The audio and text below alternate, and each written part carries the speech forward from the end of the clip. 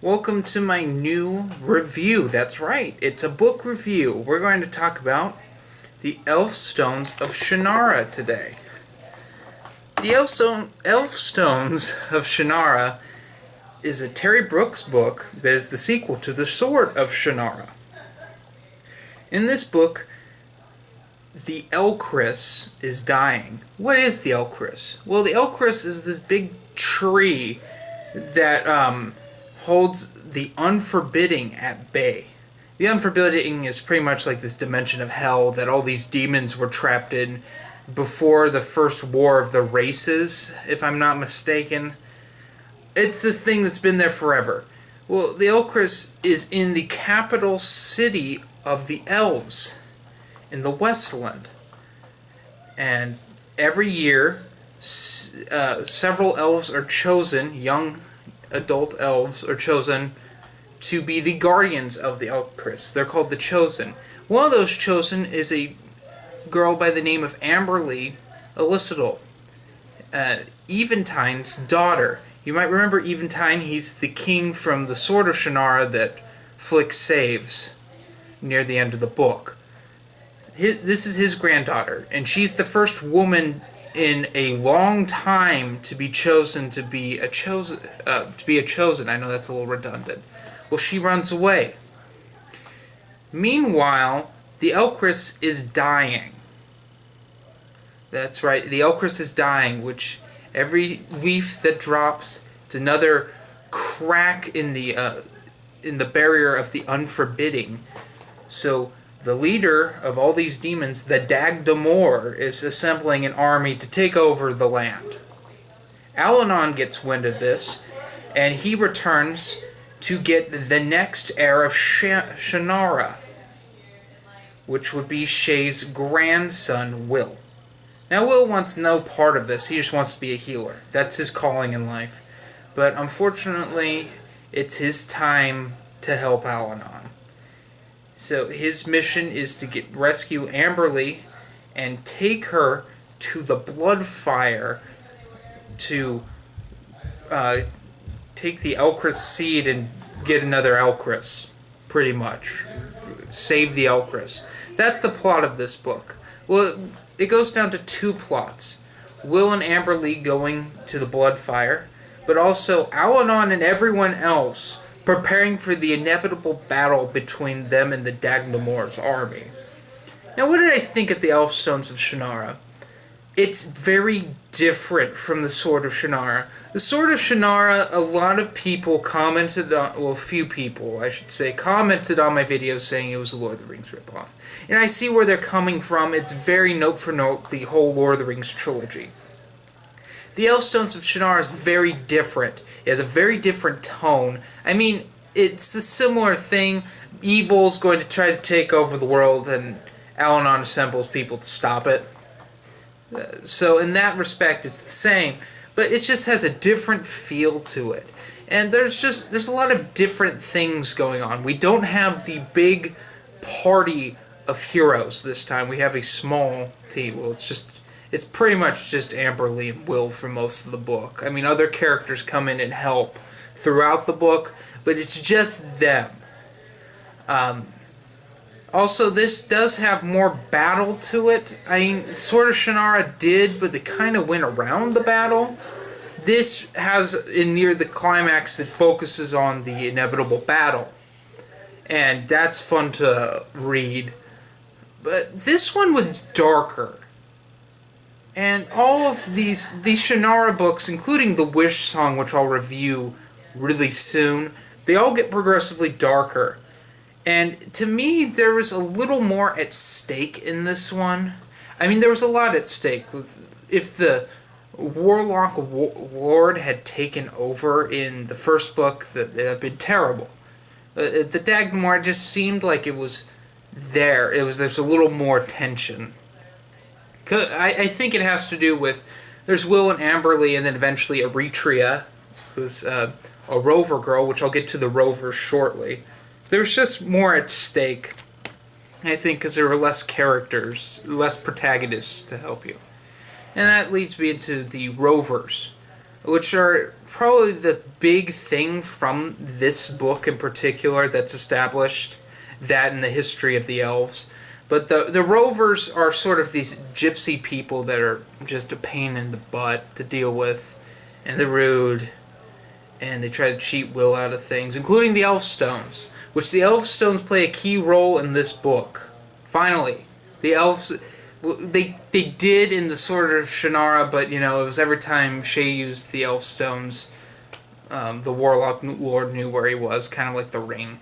But in this is like this is Will's primary weapon. And meanwhile, we meet Eritrea's dad wants them. It's a subplot, and he steals them from Will, and that happens. But Eritrea is sort of his love interest, and you have kind of a love triangle between Eritrea and Amberly and Will, kind of. In the show, the Shannara Chronicles, they really played that up, which... You want to hear my review of the Shannara Chronicles?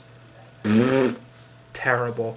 Anyway, the Elfstones, kind of, it's an interesting plot because Shay could use the Elfstones with ease because he was half-elf.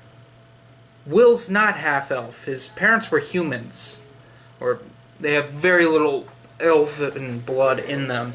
So the whole struggle is Will doesn't believe in himself, so the Elfstones don't work for him most of the time, and that's another plot element, which is alright, I guess. I mean, it adds some tension, but it was like, okay, that's that. But we get some cool stuff in here. We learn... The main thing I like about the Elfstones and then the Wish Song of Shannara are the what happened with the original group from the Sword of Shannara. So, Callahorn's no longer run by like a strong king. It's more of a democracy that doesn't get anything done.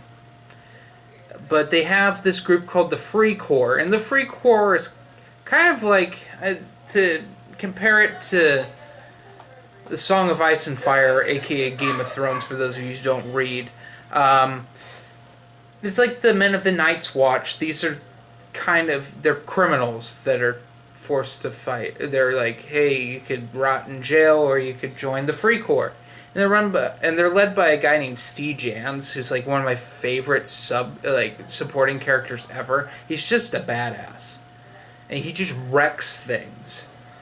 And they play a little role in the final battle. Also, you get to see the trolls come back, and the trolls are now the good guys, and they help out. And some dwarves come, and we see the races all connect and battle, with the exception of the gnomes. The gnomes are very absent in this one, which we'll get to the gnomes in the Wish Song, because they play a very key role in the Wish Song. But the Elfstones of Shannara is a pretty good read. Some of my minuses with it, it's just really different. It's not a happy book. You get the fun adventure kind of again. It just has a different tone, and it's got a very tragic, and I won't spoil what happens, but it's just like punches you right in the feels, sort of, and yeah. But the last thing that this story puts into play is the history of the elves. Because all of the other races were talked about, and they're all descendants of old man. But the elves come from fairies. Yeah, fairies existed, and long story short, they eventually evolved into elves. And that's why the elves are different as opposed to the dwarves or the trolls or the gnomes. They're different in that respect.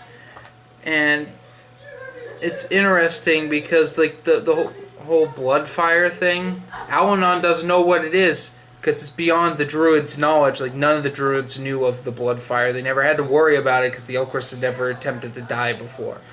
So, that's a thing.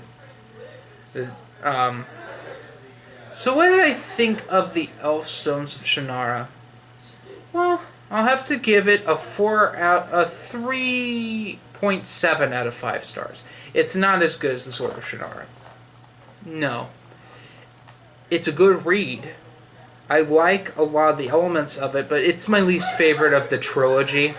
And that being said, I'm near the end of the Wish Song of Shannara, so at this point, the Elfstones in the original Shannara trilogy, it's my least favorite. Not saying it's a bad book or that I didn't enjoy it. I did enjoy it, but it's nowhere near as good as the Sword of Shannara. But I mean, that's tough to beat.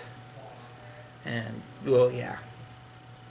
So I hope you really enjoyed this review. I know it's been like months in the making, but hey, crap happens. So join me next time as I return to the Star Wars New Canon and review the aftermath known as Life Dead by Chuck Wendig. Save me, please.